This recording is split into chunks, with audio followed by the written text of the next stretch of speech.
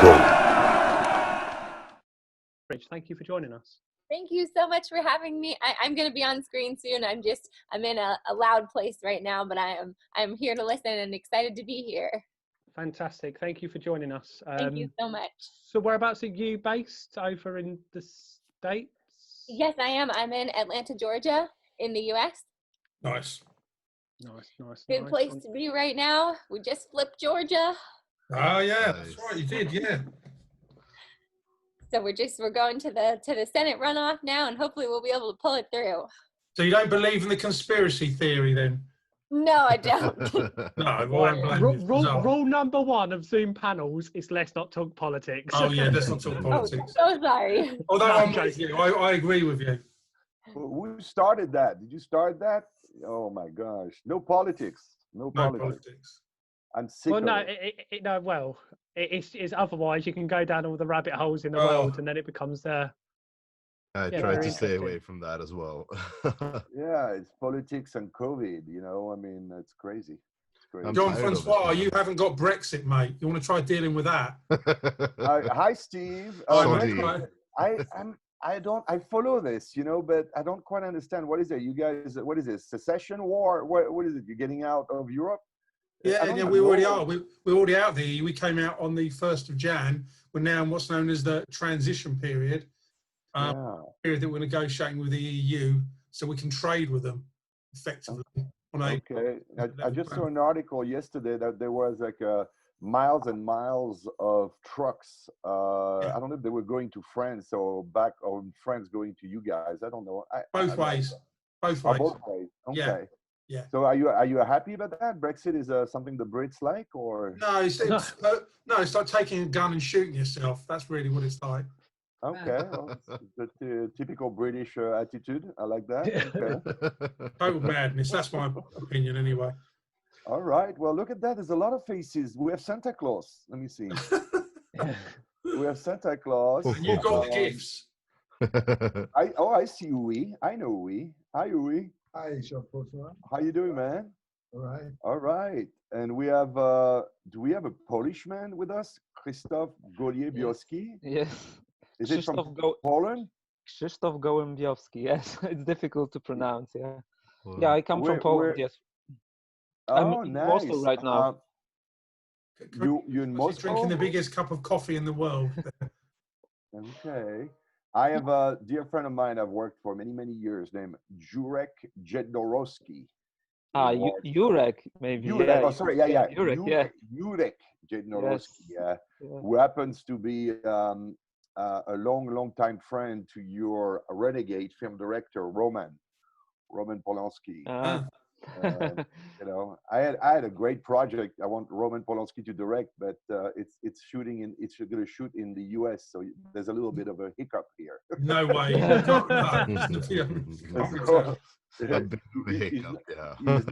He's not quite welcome. Yeah. Well, who else do we have? I've seen Jordan before. I've seen Jordan. Yeah, he's on mute, but okay. I'm trying to. So that's all. Yeah, the online Valencia festival. Yeah. I'm rewatching the entire Game of Thrones from the beginning, and Jordan is a little bit like a wildling. I like him. It's just the look is fantastic. I'm jealous. Yeah. I've never seen Game of Thrones. Jean-Francois, I've never seen I've seen one episode. Oh, I used to watch it I used to watch it with my daughter. She was so into it, but you had to wait every week, everything. I had no clue what was going on. No clue. She would give me tests and I would fail them all. So basically 7 years or 8 years later, I started to binge on it by myself on HBO Max. And now it's pretty amazing. Now I understand what's going on and it makes sense and it's a great show. So you can rediscover stuff, We're stuck on The Mandalorian. That's our thing. Yeah, I'm on that too. Yeah. I have 4 episodes left. Don't spoil it. And I won't. It's amazing. All right. We have a lady named Chateau. I have to ask because I'm a Frenchie. Are you French, Corinne? Yes. My name is actually Corinne Niox Chateau, but I make it simpler. Niox Chateau. Ok. Mais Chateau, c'est fantastique. Vous parlez français? Oui, oui. Mais je suis américaine, mon père était français. J'ai toute la famille. Je suis la seule américaine. Ah ben vous êtes comme moi alors. Moi je suis le seul américain, enfin le seul français de ma famille qui est aux États-Unis depuis 32 ans. Donc. Sorry guys, we went French. So I'll see you later, everyone. Yeah, I know. All right, well. And I do speak English also. So. Well, yeah, me too a little bit. I try. Hey, since you're dealing with time zones and stuff pretty frequently, people in general, would it be safe to say that Google now, if I Google 1 p.m. PST to Norway, and it comes up with 2200 here in Norwegian time, or 10 o'clock in the evening, would that be correct? Is that time conversion correct again now? Well, 2200 is 10 p.m. military time. Is that what your question was? Yeah, no, I was wondering because I have a meeting at 1 p.m. Let's see. Where are you located? I'm located in Norway. So GMT +1. Oh, okay. Eastern time, and it's 2 p.m. here right now, and California is 3 hours behind me.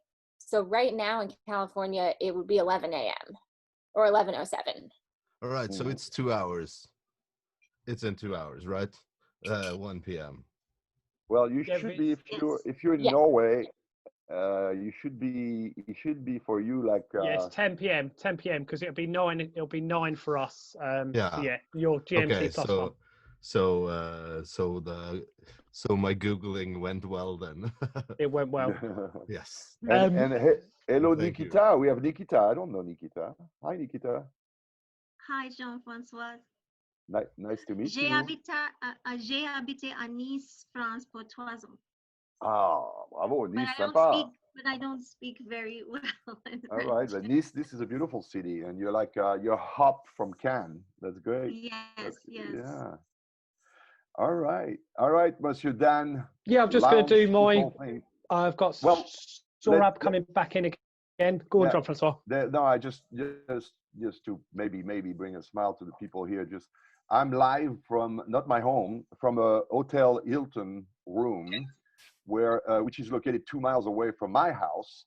And I'm not in my house because they've been shooting a movie in my house for the past basically week. So nice. A little bit of news. Yeah, it's well, I'm trying to look around. We have youngsters, but we have people maybe a little older. But the director, I think his name is Mark Waters, directed a long time ago something called She's All That. You might remember. Oh, brilliant film. All right. Well, that's a sequel they're shooting in my house called He's All That. So. What, with the same cast? No. And actually, this is going to be the first film for the female lead, a young, beautiful woman who has 80 million followers on TikTok. Her name is Ray Addison, R-A-E, and then Addison, A-D-D-I-S-O-N or something. And it's interesting because the director was looking at my house. You know, my wife was there following 2 weeks ago, and he looked at our bathroom, our living room, and our kitchen. And he said, the bathroom and the kitchen, you leave exactly, you don't touch anything. So my toaster, my coffee machine is going to be in the movie. Now for the bathroom, it becomes even a little more complicated. I was talking to a friend this morning. I said, maybe my, toilet paper is going to be featured in the film. But, they didn't touch anything. The living room, they transformed it into her bedroom. And I went to spy over the weekend in my house, and it's all pink. It's like pink, with even a pink electric bike in there. So the magic of movie making, it's very fun, especially when it's happening in your house. So I've been in a hotel now. Today's my last day. So live from Hilton, Pasadena. Go ahead, Dan. Yeah, just obviously, thanks. I've got a few more people joining us. Jean-Francois is a festival friend and friend of mine that's been supporting us throughout the sort of year we've had. Louis and a few others would have joined us throughout the summer where we were doing sort of workshops. And effectively, Jean-Francois is going to do a brief introduction on what he's about. And I think we'll try and do this as a sort of a forum and sort of just go with the flow, find out what you guys might be working on right now, what assistance. Jean-Francois, obviously, a number of the people here know your background, but we've got some lovely new faces as well. So give a brief intro of what you're about, and we'll take it from there. Yeah, so I'm going to bore Uwe. It's going to be like, I know this guy. But for the people who don't know me quickly, yeah, my name is Jean-Francois Cavelier, French, but I've been in Los Angeles for the past 32 years, so I don't know what that makes me. And interesting enough, I've been in the film business from the American perspective for the last, 31 years. And mostly, actually uniquely, in film distribution until 3 years ago, when I decided to make the switch to production, which is you guys, you all are filmmakers. So I'm kind of, I'm joining you guys, I'm trying to go and to production, but armed with, I would say, 30 years of experience in film distribution, film sales worldwide and domestic, meaning the US. So I know a bit about that. And my big spiel, like some of you already know, is I like to warn filmmakers, whether it be screenwriters, directors, producers, and tell them that they cannot not know about film distribution, even though you all have a vision, which, by the way, I don't want you to lose your vision and your passion for the project, feature film project, let's say, that you're working on, because it's hard enough that if you don't have a passion for it, good luck. So that's not what I'm here to do, but I'm here to say, yes, you have a passion, you're creative, but it is a must, it is an absolute must for you to learn about film distribution and to always have, maybe to use a silly image, to have a little monkey on your shoulder, which is your distribution monkey, and when you're going in your creative endeavors and, I'm going to make this, my film is going to be about that, little monkey says, yeah, that's cool, but, I want you to always think distribution as well. So why am I saying this is because for 30 years I've been in film distribution and I've seen filmmakers basically being quote unquote abused by the system, the business side of the film business, when they came to a point where they had to deal with distribution matters, which is, I would say the beautiful mystery or miracle of filmmakers in general worldwide is they, if you want to call them independent, is that they somehow always manage to make their film. And I have tremendous respect for that. Somehow they manage to raise the money. Somehow they manage to put some cast. They manage to find a director. Sometimes they are the director. As you guys know, Dan, you know a lot of those, what I call orchestra men or orchestra women, who are screenwriter, producer, director, DP. They do everything, But what happens is they manage to make a film, and I always use this image, and at the risk of repeating myself, it is incredible that they manage to do this because it's hard. And then they have a cast and crew screening, where all the people who are involved in the movie are watching the film on the big screen in a theater, and they see their names, appearing on the credit, and they clap and they celebrate, which is great. But then the producer, after having a great party after the screening, and producer wakes up and, he's a little bit under the weather, and he wakes up to the fact that he has to face these incredible questions: is what now? What am I going to do to generate revenues from the selling of multiple rights worldwide throughout the universe, as they call it in contracts, in order to bring some money back to my investor, who is somebody who put the money that allowed me to make the movie. And my issue is, and I've seen it again and again and again and again, my issue is that this producer is facing a lot of difficulties because now it's too late. Most of the time it's too late, because things that he could have maybe changed here and there during the process, and I'm talking even at the screenplay process, by the way, for those of you who are screenwriters, there are things you can start thinking about at that early stage, could have helped that filmmaker to have a product, because distributors and sales agent, we have a tendency to call a piece of art, which is a feature film, your film, we call it content. We call it product, because that's what it is. It's about selling stuff. And he could have, this producer doesn't know what to do, doesn't understand when he's facing sales agents, trying to find a sales agent, because that's what he heard. That's what people do, So, and he or she is really facing some difficulties, because it's going to be tough, and it's going to be very easy for that filmmaker to be taken advantage by the business side of the film business. And I know I come from that side, and I've seen it again and again. So I started. Dan we kind of disappeared, but Dan knows that I started a little consulting company 3 years ago. It was called True Media Company. It is now called, by the way, I rebranded it. You remember True Media Company? It's now called Gallico Media, by the way. You can go see the site if you want. You'll see some of your faces, because you recorded some webinars. Anyway, so that's my message in short. What does that mean, knowing about distribution? Well, it's to understand that once your film is finished, your biggest desire, I know it's not a question, I know it's for as many audiences in the world to watch your film. Obviously, that's why you made it, that's why you produced it, that's why you worked so hard. And for that to be accomplished, the reality of things is that if you separate the world in different territories, you're going to have a finite number of film buyers in France, Germany, Poland, Norway, anywhere in the world, Latin America. And those guys are the ultimate gatekeepers, which means that if no buyer in France wants to purchase the rights for France to your film, nobody in France will see your film. And you multiply that by the number of territories in the world, which is about 50 so, or whatever.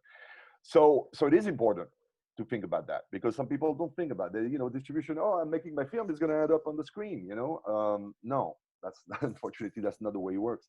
So basically, my whole spiel is you must force yourself, in some instance, to learn at least the basics of film distribution and worldwide sales. One thing, for example, you guys, I don't know, and I'm gonna stop talking and we're gonna exchange. But once you have a screenplay, there's a question, by the way. I don't know if we have what I call pure screenwriters here attending tonight. What I call a pure screenwriter is somebody whose sole job is to write a screenplay, the best she or he can muster, and try to sell it. Okay, some people do that. Now, this is not easy either. But you have also some people who think, okay, I wrote a screenplay, but I want to keep control throughout the process because it is my baby, and therefore they have to be producers. They have to start. They have to think about distribution. They have to think about those kind of things I'm talking about. So, depending on where you are, I recommend that you stay involved throughout the process as much as you can, because you keep control. So that's always, that I completely understand that some screenwriters trying to sell it's my script, you give me some money, it's yours. I'm not talking to those people. I usually talk to people who want to keep control throughout the process. So what else could I tell you that one thing is there was a traditional way of breaking up the distribution world. This has stopped to exist, I would say 10 years ago. Before 10 years ago, before 8 years ago, the world was a beautiful place where, from my perspective, you would have a film, you would try to sell it, and you would try to sell theatrical rights, video rights, pay television rights, free television rights, ancillary rights, and all this, and try to make as much money as you can from the sale of rights. Big problem is Netflix showed up, and it changed everything. And so today, as we speak right now, we live in a world, in a marketplace, which is mainly SVOD, SVOD, subscription video on demand, And as you know, Netflix is not alone anymore. You got, you guys know them all: the Hulu's, the Amazon, the Disney Plus, the HBO Max, and it's how the world went to streaming. And now you add COVID to this, and it's even more as bad than it used to be, because there's no way to release a film in the theaters in general. It's happening a little bit, but I was reading an article last week. I think this year the box office revenues from North America was 5% of what it was last year. But you guys know all that. You know what happened with COVID. So that complicates everything. But you guys are fighters. You guys are passionate, and it's not going to slow you down. There are ways still to actually take advantage of those crazy times we're living in. I'll give you an example. Because I'm working mostly on production right now, but because it's kind of, let's put it this way, easy for me to still sell content.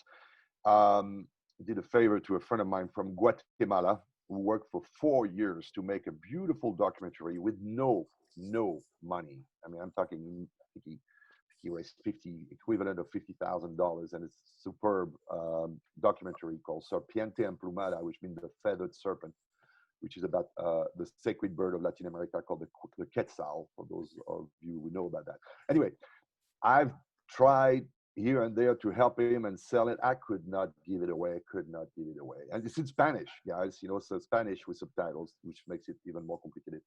Well, COVID is interesting because during COVID, the TV stations around the world, they have a problem. They don't have enough content, because not enough content is being produced. You all know that. You've read it. So there are some advantages of crisis times, in the sense that, for example, I sold this documentary to one of the most prestigious channels in France called Arte. I would have never been able to do this.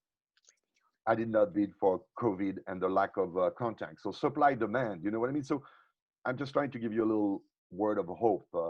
Even during crisis, there are some ways to work around it and achieve your goal, which is to have your film seen by people, which means that my friend from Guatemala, my mom, who is in France, knows that on January 8th, she's going to be switching to the channel of Arte, and she's going to watch my friend's movie, which is beautiful, especially when that happens to every territory in the world. So those were a little bit of words of hope. What I'd like to do, if Dan is okay, we've done that before, is you guys have questions in general about film distribution, what you understand, you don't understand, and also, if you want, now is the time, if you want to ask questions about your own projects, I'll be glad to give my humble advice, even though it's hard for me to be humble because I'm French, right? So anyway, I had to say that. So hit me. Not everybody at the same time. It's a big silence. It's big. Anything. There's no stupid questions. Okay, I don't know where to start, but okay. Just because I'm coming more from an acting background, writing background. That's what I was mainly doing. But I made this documentary, and I really did everything except for the editing. And I produced it, I wrote it, I'm in it. Orchestra woman, yes. Auteur, yeah. And I really managed to not spend that much money, other than all the trips I had to make. But so I probably, just in terms of the actual film itself, maybe between 50,000 and 75,000, I made this film. And I think for that amount of money, I think it's pretty good. So, but I don't have that business headset. I came in wanting to make a film. I was thinking of the concept. I was working as an artist. I never really thought too much. I've met a few of you, Corinne. I've Yeah. met a few of you during the year. Right. So I never even thought, of course I wanted people to see it, but I didn't think about money or distribution, or I just had to make this film. So anyway, but when you mention something like Arte, Oh, wow. I would love my film to be on Arte. Wouldn't it be a great thing? I mean, yeah, it's very Yes, prestigious. Yeah. absolutely. So, and I think my film, because of the subject matter of going on this family search that originated in Poland and all these secrets, it's really more a European kind of story. It involves World War II and all that. I think it's more a European sort of thing than an American. Not to say that I haven't had interest in the States, but I do feel it's more France, Poland, perhaps England, Israel, those places. So and I have a friend who makes documentaries all the time. I mean, he's been doing this for 40 years. And he told me this horror story about how he got so ripped off in a distribution deal. He made this fantastic film. Really? No, really? Yeah, he made it, which has scared me off altogether. He Yes, made this you should be scared. I'll even name it Karski. He got some kind of deal in Europe, but he has nothing to do with it, and he gets nothing from it. And you know, he gets something in the States, but nothing in Europe, where really. So that really scared me off, and that's why I've been very protective of the film so far, to you know, not want it out there online, just free. Well, Corinne, if I may introduce you, I mean, I love what you. I mean, I love. No, I'm sad, but at the same time, you heard what I said when you're talking my talk here, and I've seen it. It's been happening again and again and again. You know, I mean, the ugly sales agent is something. By the way, they still exist. I would say that right now. Worldwide, I'm going to say American and maybe some European, there's maybe 20 sales agents you can trust. 20 what? I'm sorry, I missed that. 20 sales companies you could trust that are, you know, trustworthy. Whoever else is going to play the game that you just described, just describe what happened to your friend. You have to understand, and that's something that I talk a lot about. That's what I say when I tell you all guys, you have to learn the basics of the film distribution, because when you're about to sign that sales agent deal with a sales agent, most of the filmmakers don't know what they're signing. I mean, they're so excited because the sales agent can listen. The key word is sales. They're salesmen or saleswomen. So, they'll sell you a very bad car, and you're gonna be so excited, because that's what they do. They're great sellers. So. It's one thing is learn what a sales agency agreement looks like and what it should contain and not contain. You know what I mean? So those are things that I do, that I help filmmakers with that. If I may give you one hint, what I call the Bermuda Triangle of the sales agency agreement, it's expenses. You know why? Because sales agent is going to work hopefully hard to sell your film. Sometimes it's not easy to sell your film, so I understand that part. They're going to ask for a commission, fair. But you know what? The expenses was, basically brought in this business by a guy named Harvey Weinstein. You might have heard of him, especially recently. Now, hey, guys, Harvey was a pig and all this, and he's going to spend the rest of his life in prison. That's one side. When it comes to this business, Harvey was a genius. He was good. Okay, so he was a genius because he had the nose. He knew what a good project, meaning what a project that's a sellable project would be. He knew like nobody else knew. But you know what? He didn't want the filmmakers to make as much money as him. So he started this whole thing about the cap, the expenses cap, and well, yes, we're gonna, take your film to the Cannes Film Festival, and it's gonna cost a lot of money. So we have to recoup. Keyword, second keyword, recoupment. Very careful, because that's why your friend is not seeing any money, is because the sales agent is going to say, well, yeah, it's sold all over Europe, but I have not recouped. Your film is unrecouped. It's been the same old story for years and years, and it still happens today. So that's why I keep saying you learn what you can about distribution, so you're not a lamb in the slaughterhouse. You know what I mean? And so thanks for sharing anyway. I mean, I'm sorry about your friend, but he's not alone, unfortunately. By the way, I'll be interested later on if you want to share your documentary with me or whatever. I always look at this. I mean, I've found myself involved in documentaries. It's by accident, because I, by accident, find myself involved at the tail end of the film process with Jean-Michel Cousteau, beautiful film that they shot for 3 years called Wonders of the Sea. And the minute I got involved, as some miracle, Arnold Schwarzenegger decided to be involved in the film, which obviously gave the movie a boost, as you can imagine. So, and since then, I've been handling documentaries, which is, I like documentaries, but you know, it was not my, I'm a feature film kind of guy. So anyway, but share with me, Corinne, later if you want. I'd love to. Dan can give you Absolutely. my contacts. Anybody else? Yeah. Hi, Jean. I'm Saurabh. I'm from India. And, nice. Where are you? Mumbai? Where? In Mumbai, yeah, in Mumbai. Good. So I made my debut feature. I used to primarily work as an actor and a writer. And then, you know, I thought, why wait for somebody else to give me an opportunity? I'll make a film myself. And good. So, yeah. So I wanted to know, like how do distributors look at, because my film, you know, it's a feature film made on iPhone, you know, like how do distributors look at a film that's been made on mobile? Because a lot of films are made on iPhones, and the technology is getting better and better these days. Well, what's his name? This amazing director, is that Soderbergh, whatever, that did an iPhone movie? Steven Soderbergh. Yeah. Well, Sohab Kwandel. Oh my gosh, do you have a nickname? You don't have a nickname? No. Okay. That's two names, Saurabh Khandelwal. So you just okay. Saurabh. One thing I think it's interesting for everybody. You're an actor. You didn't want to wait until this, so you wanted to create your own opportunity. Bravo. I love this. Of course, that's what I talked at the beginning, your vision, the passion, right? So that's fantastic. There are real realities that you must understand, Saurabh. In order for you to see, because you made the film already, right?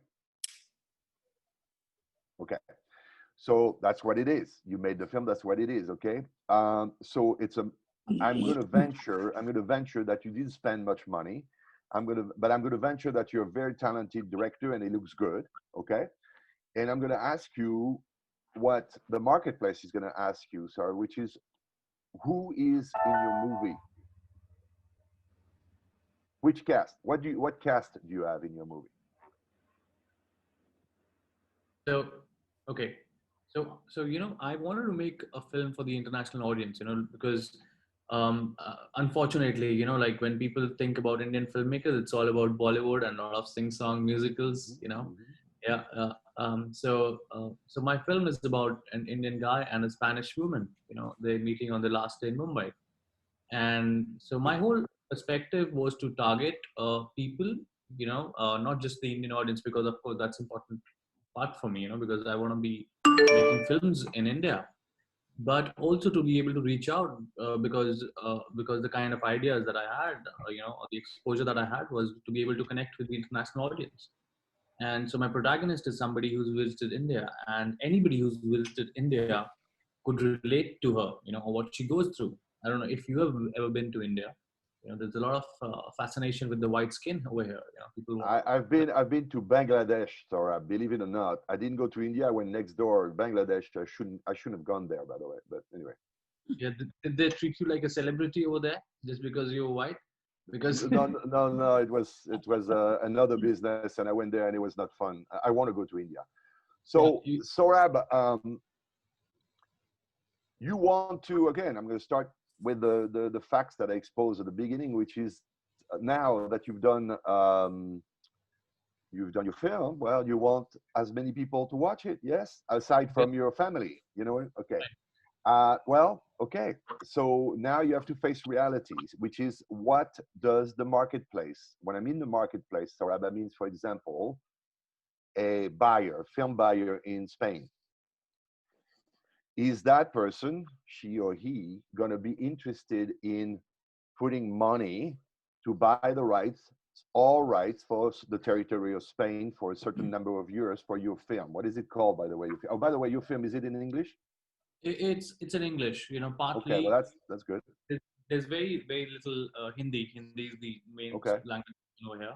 So the Spanish, Saurabh, if I may say so, the Spanish, I can tell you what the Spanish buyer is going to say. I mean, remember, Saurabh, I have not seen your film because there's also the fact that your film in itself with no cast, no famous director, not the money to make a production, value immense. It could be a jewel. I don't know. It happens sometimes. It could be a movie that festivals, like Dan, and Steve's Film Festival or whatever, are going to go nuts about. It's going to get awards and it's going to be recognized, and then maybe that would lead to the Spanish buyer buying your film. But short of that, the Spanish buyer is going to say, well, who is in your movie? Nobody. Who is directing the movie? Nobody. And you're going to face this problem, that no film buyer in Spain is going to be interested in shelling out some money, a minimum guarantee or a flat fee, to buy the rights for Spain. So now you're going to take Spain out of the equation, and you're going to try some other countries to sell your film. See, that's the harsh reality. So I would say, without having seen your film again, you need to rely on festivals. See, festivals, Dan and Steve know this, festivals play a huge part for first-time filmmakers. Yeah. That's when filmmakers are being discovered and all those terms, you know what I mean? And therefore you start becoming a name. This industry in terms of the marketplace is very cold. And today, with COVID, SVOD and all, it's even colder, which means who is in the movie? Who's directing? Okay, no, I'm not interested. I'll give you an example for everybody, and that's actually kind of a secret, and I'm going to expose it, but it's okay. There's a huge company, and you might have heard of it. It's called Universal, okay? And it's one of the major studios in the world. Well, I work with Universal, but the Universal which is based in Dan and Steve's neighborhood in London. Okay, so that's Universal SVOD, okay? Because they play the game too. And Universal SVOD will be willing to pre-buy all rights to worldwide rights outside of the US to a feature film project, which is a script, a deck, and the attachments, okay? Which is who is the director, who is the main cast, blah, blah, blah. You guys know what a deck is. Well, this is what you're facing today, all of you, and me included. I'm working with them on a project, a great screenplay, based on the famous novel. And we have Anthony Hopkins attached, pending financing, pending availability, but it's there. The agents wrote it. You remember, that's all they ask. You don't have to have a letter of intent sometimes, just a correspondence with the agent saying, yes, my client is interested. So Anthony Hopkins, I love this actor. You guys know this actor. You've heard of him. And then Benicio del Toro. Have anybody, all of you, heard of Benicio del Toro? Okay. Yeah. So I got Hopkins, I got Del Toro, and Ellen Hunt, who I love personally. I love this actress. We don't see enough of her. Anyway, director has made 56 movies in his career. He's not a famous director, but he knows how to direct, obviously, right? Well, the Universal I'm talking to, it's been a while. They said, what's the budget? And we said, well, we think we can make this because, Hopkins, Del Toro, Hunt, that raised your budget, right? So we said it was around $10 million. Well, the reality of this marketplace, you're going to love this, is with Anthony Hopkins, Benicio del Toro, Ellen Hunt, a very, very good director. They said that they would be interested if the budget is at 5. So I want you to digest that for those of you who have distribution mind. They want that type of name they like for that type of budget. Is my job right now getting easier and easier or harder and harder in trying to now remember, guys, if they say yes, if they want, if we get to a deal, they're going to give me a minimum guarantee for the world outside of the US to the extent that it could be more than half the budget. That's huge. Guys, this is SVOD. This is the world of SVOD. This is huge. You understand? You can take that contract to a bank and raise the rest of the budget. And on top of that, you keep the US for gravy or the cherry on the cake or whatever the expression is, right? So what I'm trying to say, I hope he did not leave now after all I'm telling you. Where is Sora? Oh yeah, I see Sora. You see the difficulties with the Hopkins Del Toro, Helen Hunt, great director problem. So you can imagine that, you know, with your film, the only thing I can say that maybe has any meaning is try to get discovered, you know, submit it to festivals, try to get some awards that make sense, you know, meaning that, you know, Dance Fusion International Film Festival has good cachet, right? It's Europe. There's a lot of film festivals that are worth nothing. Okay, so you know, but we have 4 nominations in Fusion Festival, including Best Original Screenplay and Best Lead Actor and Lead Actress. So okay, that's good. That's Yeah. good. But now, you know, how are you going to make sales? It's going to be tough, you know. So I'm trying to find some words of hope for you, Sorab, and you know, I'm trying. But the only thing is, if I see the movie, I could even give you more feedback, you know, because I'm blind right now. So I'm talking in general. But I'm sorry, I'm gonna cut you in a way. You know, that was my next question. You know, like so what if we've had some few good selections. We've been selected in 10 film festivals and all by now, and we started sending in September, so that's pretty good for us right now. You know, and for the whole team. But how do I cash in on it? You know, does it give me a Sorry, that's why we're talking. I love that. How do you cash in? Yes, everybody here would. Hey, listen, you know, I'd be a billionaire. I'd be a billionaire if I knew exactly how to tell you how to cash in. You know, with your film. Jeez whiz. How do you cash? Well, the way I would say is, again, because I haven't seen your film, so I'm blind, but I would say, in your case, you have no choice. You're going to have to try to sell your film yourself.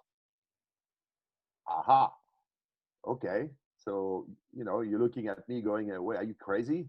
I just spent some money. Spend the time. I made a movie, which is a miracle in itself. And this French guy is telling me, you know, I got to now handle the distribution of my film. Well, sorry, I have bad news for you. Yes, the answer is yes. Because so right now you're going to have to try it yourself. Because first of all, stay away from sales agent with your film like that.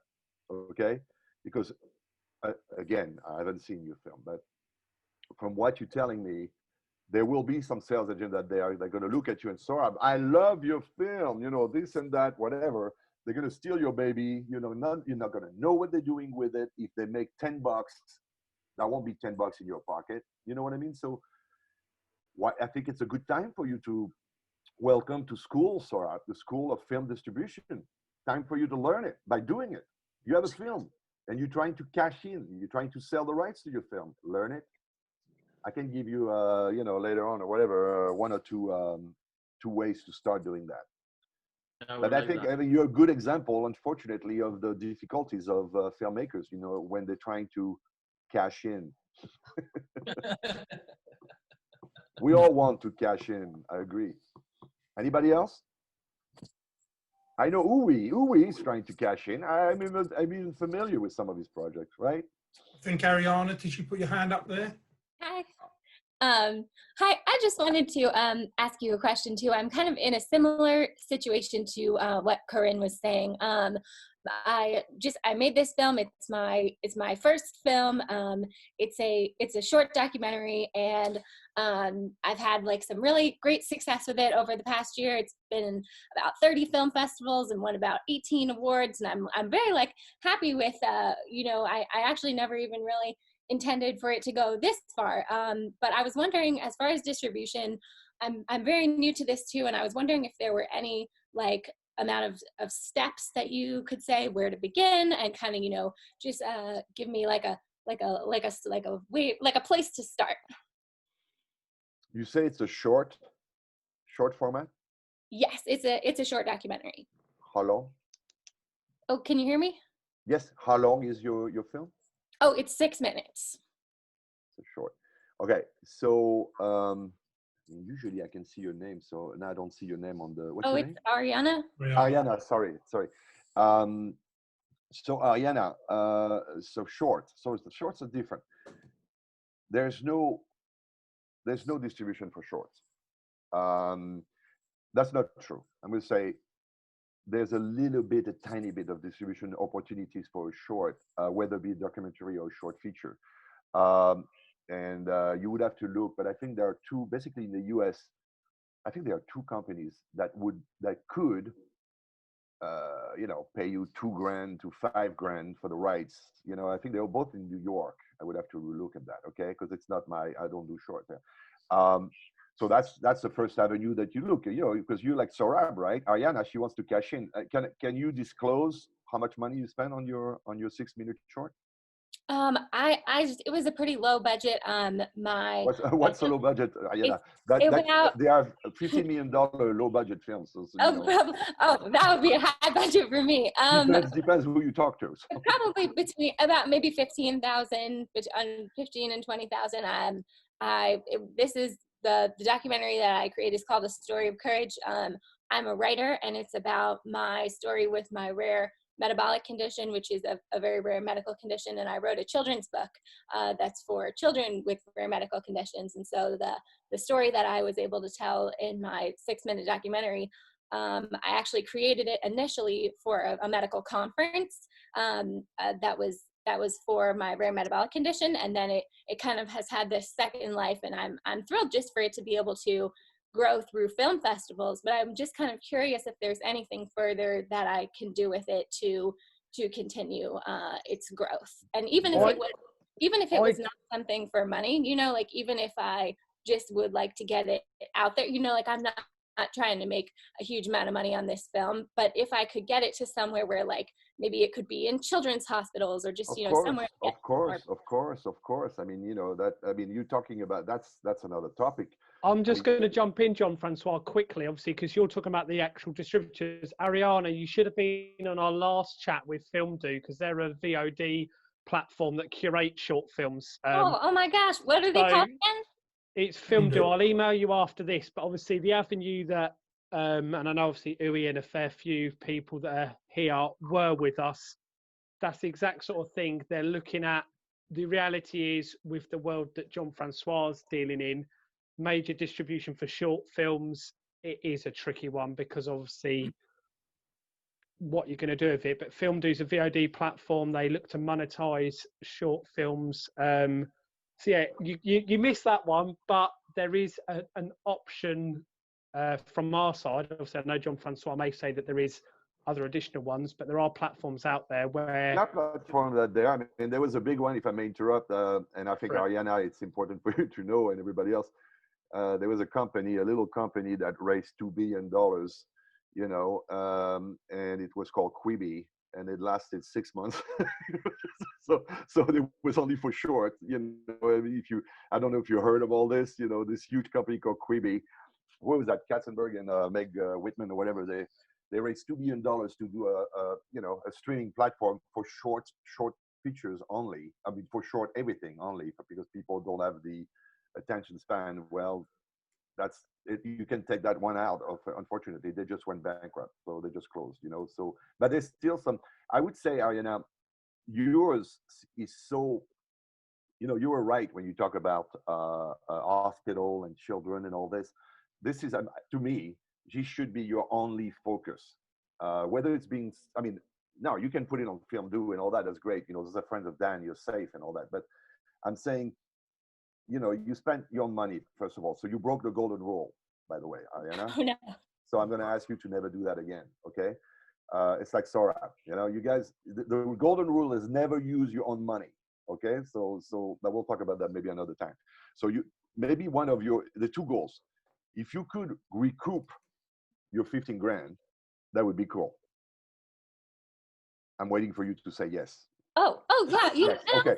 you know, when I spent the money on that film, you know, I wasn't really expecting, you know, I sort of was doing it in a volunteer kind of way. So it's okay with me if I don't get it back. Don't say that. You broke the golden rule. So maybe it'd be great to you try to recoup your money. Number two, I think maybe a way, and I haven't seen your short or whatever, but it seems that it's a very important topic. You could probably look for a sponsor. That's what you need to do. There got to be some, even non-profit, at the non-profit organization level or whatever, when it comes to this disease you talked about, or some people will actually, they might give you some money that total up 15,000 to use it in hospitals or for children or whatever. And so don't give it away. If you find a company like this or in a hospital or a non-profit or whatever, try to cash in, try to get your 15 grand back. Because if you make $1 profit on your 15,000, you're part of 5% in this business, you know, in the movie business that make 1% profit. So you'll be on top. So that should be your your to-do. Number one on your to-do list is what I mean. Okay, I will. I will try. But good job. Yes, Mirka. Hello. Hello, Mirka. I've got a similar problem to Ariana. I made a documentary about the life success of my daughter who has Down syndrome. Oh, that's amazing. It's a unique documentary made by the mother of a lady who is 36 now, achieved phenomenal success in the artistic world, had pictures in Tate Modern in London. Oh, congratulations. And I've decided to change social perception of the condition and made a documentary. The documentary is 25 minutes long. It is made in 3 versions, English, Spanish, and Polish. I am Polish, but I live in the United Kingdom. And I've submitted the documentary to about 250 festivals. Wow. And to date, I've got 25 awards from Hawaii to Bhutan. The last one from Bhutan was very impressive because being a Buddhist country, I didn't expect any response, but it came, much to our delight. Could you direct me in the, shall we say, possibly correct area where I could actually present the film to larger audiences? We went to Oaxaca in October to the film festival. The documentary was screened there and the reception was fantastic. We had question and answer time as well, so the audience took to it. But how to spread the word a bit more efficiently, that's my problem. Because the festivals are one area of testing the ground, but where else can I go with it? Well, you guys are tough with me today. Those are tough questions. Good questions, but again, Mirka, the issue is, well, the issue is like Ariana, you know, you decided to make a short film. And just think about it. Look around, I don't know where you live or whatever, just switch on TV, just look on television, look on Netflix, look on, you know, on SVOD or whatever. There's no room for shorts, unfortunately. When is the last time you saw a short on TV at home? You know what I mean? Maybe there's a channel here and there, like a platform, like Dan was saying. I told you about, you know, I think there are 2 of them that would look at a short, you know, in New York. Quibi is gone. That was the hope. Quibi was the beautiful hope for short content, and you know, they raised $2 billion and it's gone. I mean, it shows you that nobody knows what they're doing, by the way. I mean, we're talking about Jeffrey Katzenberg, guys. I don't know if you know who that is. You know, the king of Lion King, Disney, the Disney emperor, you know, and well, he failed. So, you know, unfortunately, Mirka and Ariana, you know, short content is it's so tough. Yeah, it's going to circulate in festivals. The audience are going to love it. It's probably a great documentary, but there's no conduit, you know, to show it to a broader audience, which is your question. So I have to be the carrier of bad news, Mirka, you know, and I would go back to what I said to Ariana, which is, if it has to do with Down syndrome, can you maybe direct your content and see what organizations in the US or worldwide, you know, a non-profit about Down syndrome, I don't know anything about this, you know, Down syndrome disease, could it be a great short for them to show their, you know, the patients or you know, the you know, non-profit, they get funded, you know, to help their cause. So you try to find a Down syndrome non-profit company, and some of them probably, it's a huge, probably some huge money there, you know, for them to maybe give you some money and use that short film that you made and show it to the rest of the world from the Down syndrome non-profit, you know. But if you go to main avenues of distribution, there are none, unfortunately, for short format, and I'm sorry about that. Festivals, great, but like Ariana should go and try to find, you know, a nonprofit about this disease.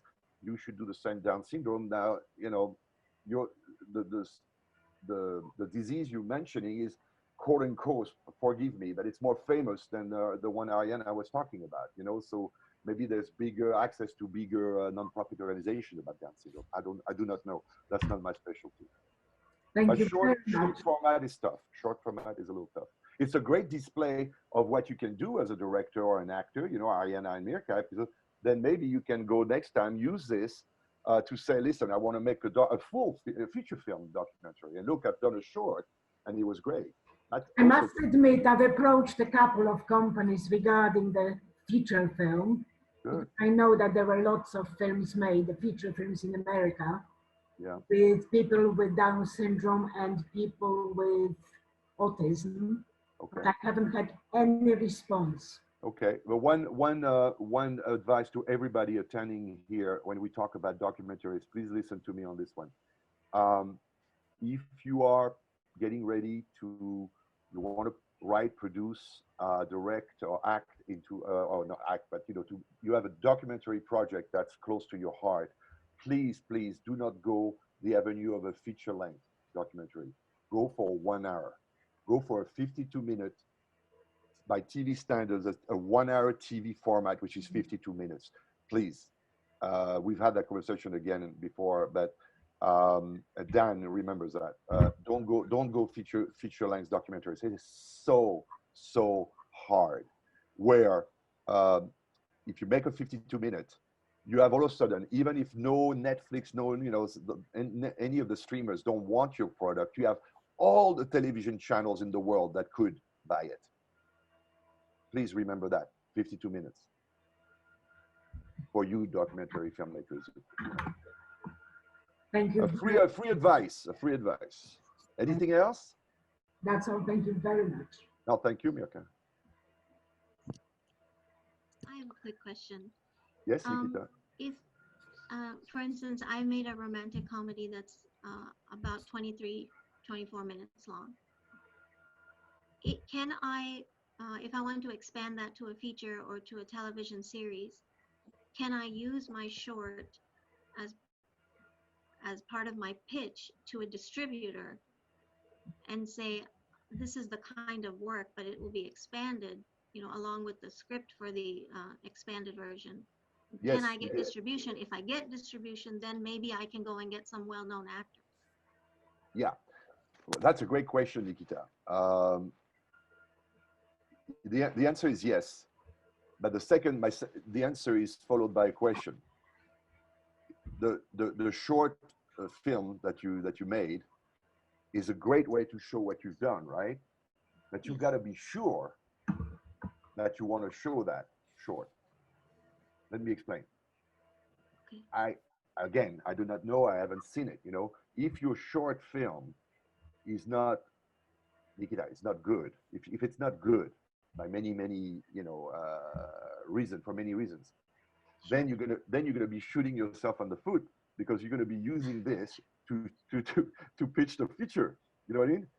So you have to really be secure that your short is the best it is for the money that you spent with limited funds and all this, no actors and all that. So and that it you know, it shows, it demonstrates the feel of the feature, you know, meaning your script, you know, that it shows the intensity, or I don't know, it's a rom-com, you said? What is it? Yeah, it's a romantic comedy. Yeah, so it better be funny. Set in You the know what I UK. mean? I hope your show has to be funny. So somebody, a distributor, somebody in the business that watches it says it has to be done as a feature. That, you know what I mean? So it's double edged. You know, you got to be sure. You got to be very confident that is the case. Otherwise, maybe you put it on the side if you're not sure, and you pitch the screenplay. Okay. That's Can we make a trailer of it and show it? Or you can reduce it, yeah. If you can maybe reduce it to its core, where it's funny and lovely, and you know, if it's 2 minutes of joy and laughter, go for it. You know, because and then you have a full script, and yeah, you sell. You know, you show that's your deck. Basically, you have your screenplay and you have your deck, but it's a visual deck, which is great. Okay. Yeah. Thank you. What about my Polish friend Christoph? He's not saying anything. Yeah, I'm just listening to everything you said. It's very helpful. But yeah, just I'm very interested in some contemporary ways of or the future of film distribution. I mean, if you're like, does this year change anything for you? I mean, like the whole COVID situation that. Or the whole YouTube thing, Vimeo and other, I mean, ways of, I don't know, creating hype over your film and then trying to monetize on it. Yeah, yeah. It's differently. Another, I mean, you're right. To think outside of the box. I mean, outside of the box. Is it always that you need to stick to the old school distribution channel of, you know, distributors channel of distributing the film? No, I love that. I love that question. No, it just depends what you're trying to make.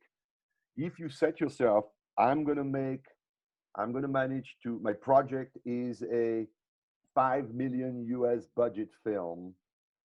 I'm gonna try my best to raise $5 million by either private equity, either by a pre-sale deal. You know, there's many ways to raise money, by the way, guys. You know, it's one game.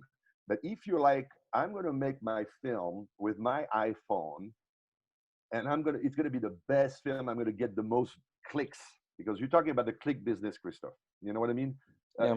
You meant, you know, that's where we are right now. We're in the click business. You know, I mean, I for 30 years I was not in the click business. You know, I was you talk to an all right buyer in Poland, and he buys your film, and the film is shown in the screens, you know, in Warsaw.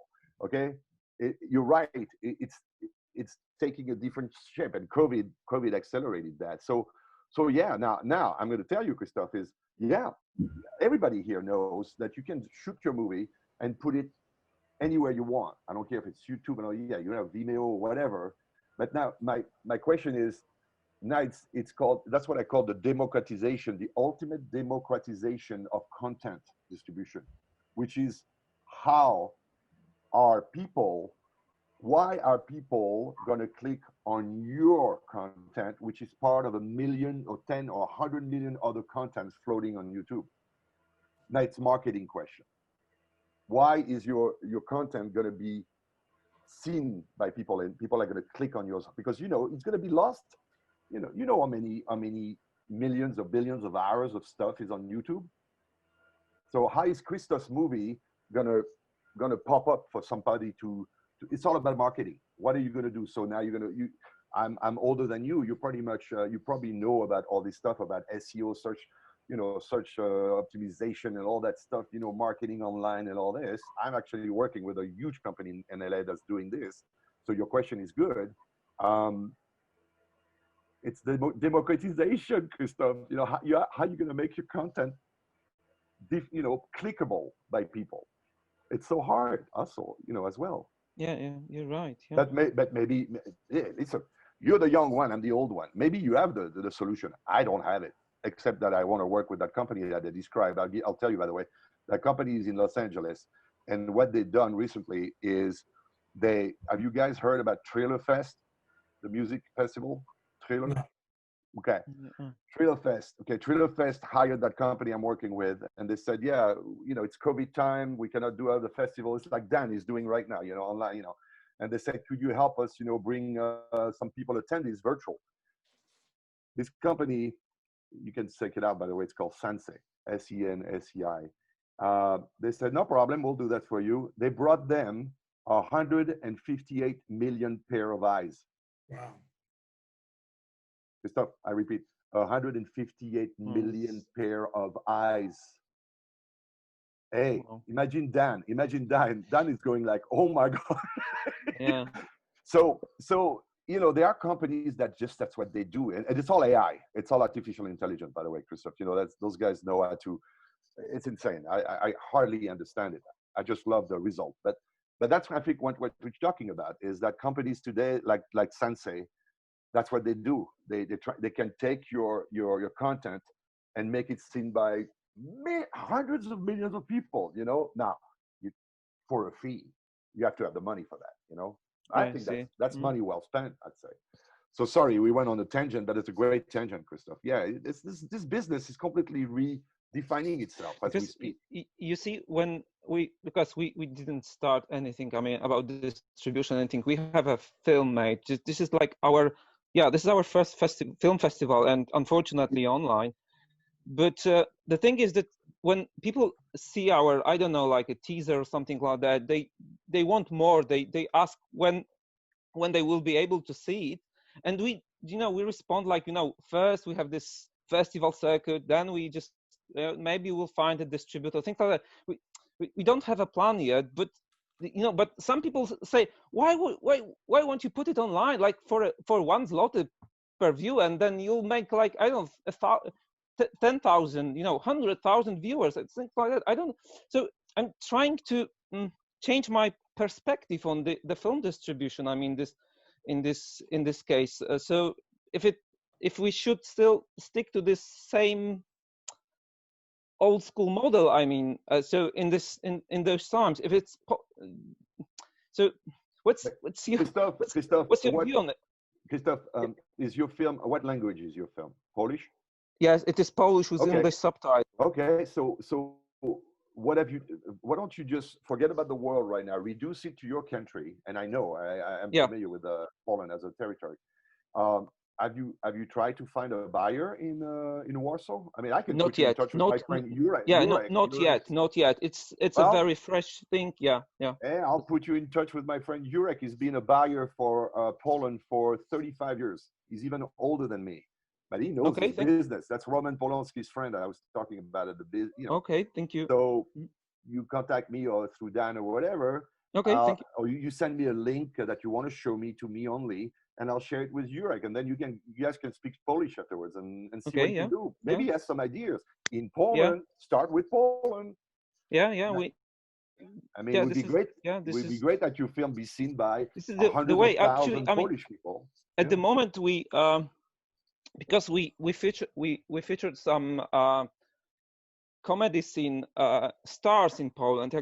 This like half of our actors are real actors from from film industry and from theater, but the other half is from the a comedy scene, like kind of the like comedy groups that So we use their stardom to promote, to start promoting it. It works like a charm. Because they have thousands of followers and thousands of fans, and when they put something on on Facebook, we got so many clicks on, they want more and things like that. So this is one of so this is, I find it successful. Christophe, sell it to a streamer. If you cannot sell it, Christophe. Don't give it away. Sell it. Ask for a fee. You understand what I'm saying? Yeah. Okay, sell it to a streamer. If not, freaking TV Polska or whatever, do a TV deal. TV is a lot of money. I was telling you this, TV still pays a lot of money, you know what I mean? And, but I know what you mean. And by the way, since you're Polish, is Daniel Oblinski or whatever his name is he famous? Olbrychski, you mean? Yeah. Very, He's in the project I'm working on. So, okay, good. Wow. I just want to make sure, because Jurek told me he was famous, but I'm like, Jurek, let me ask somebody else. So thank you, Mirka. Yeah, it's one of the most famous Polish actors. Okay, okay, good. That's what he told me, but I was like, I mean, worldwide. I mean, speaking. He's not worldwide, outside. Yeah. Yeah, he's done some US film. Anyway, Yeah, that's right.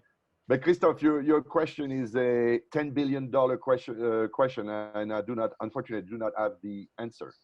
I'm going to be very frank with you, but you feel what the issue is, and you're right. COVID even made it worse, but there's still a way. Let's keep on working on it.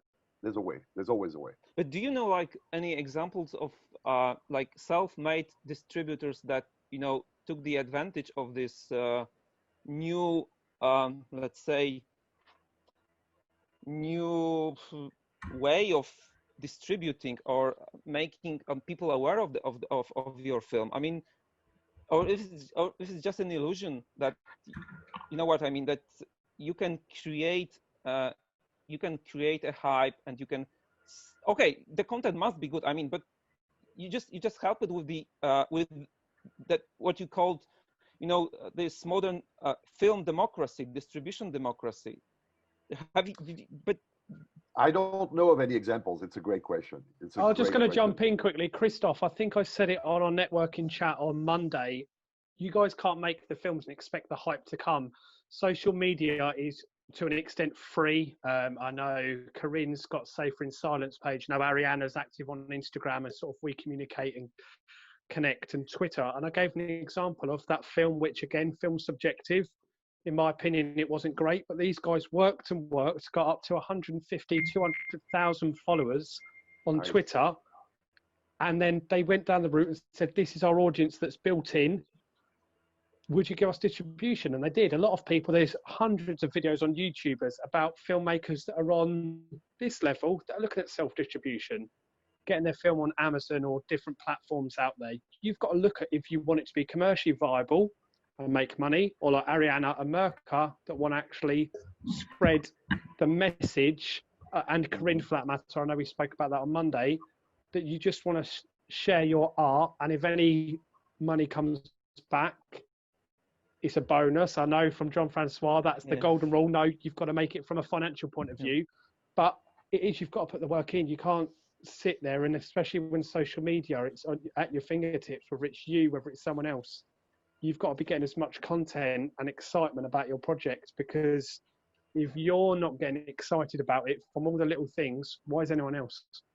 That's the reality. And Christophe, in your film, I mean, at the risk of sounding silly, if your film had George Clooney in it, you wouldn't be, you wouldn't have any problem.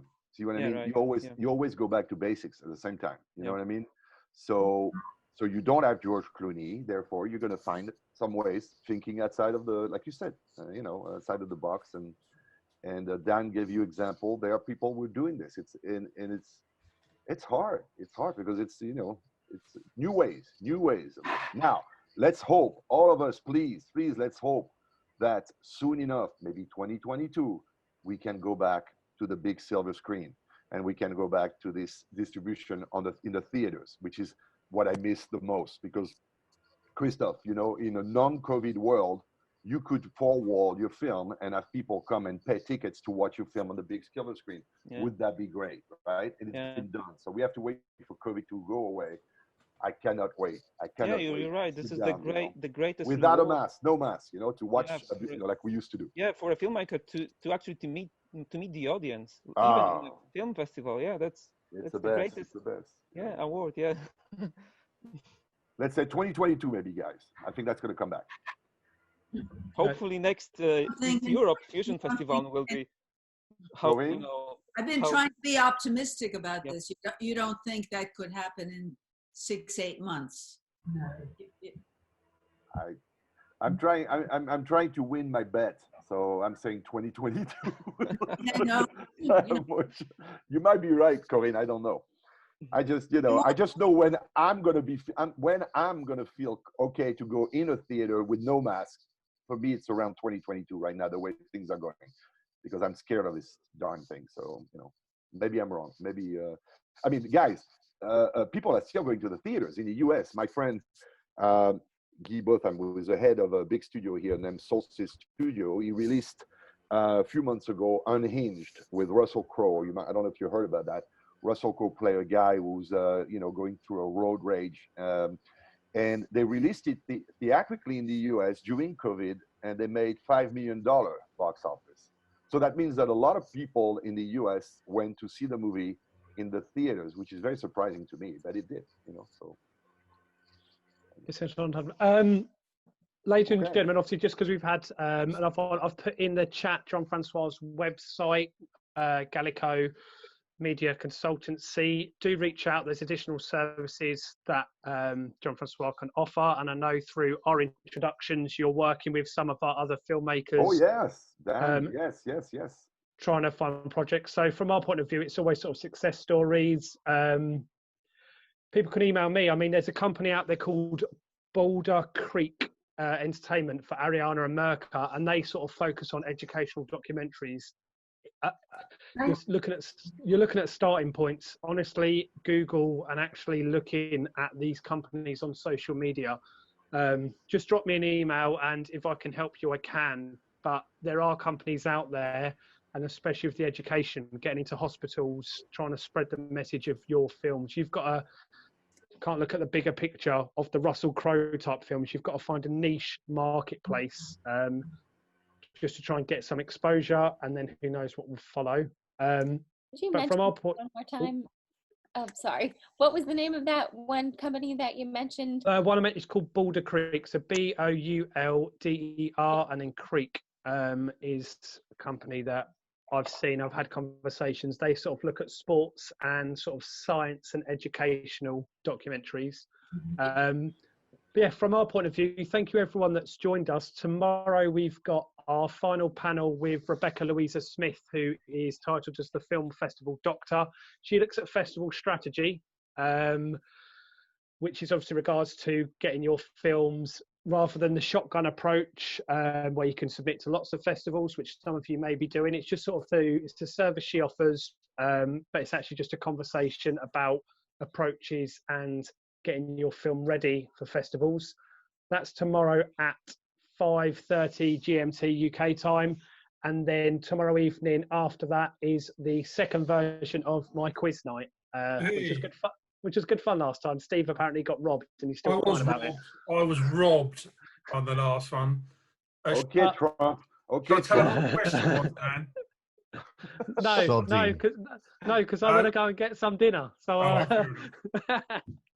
but everyone, thank you so much for joining us. Jean-Francois, a pleasure as always. Thank you. Nice to meet you all.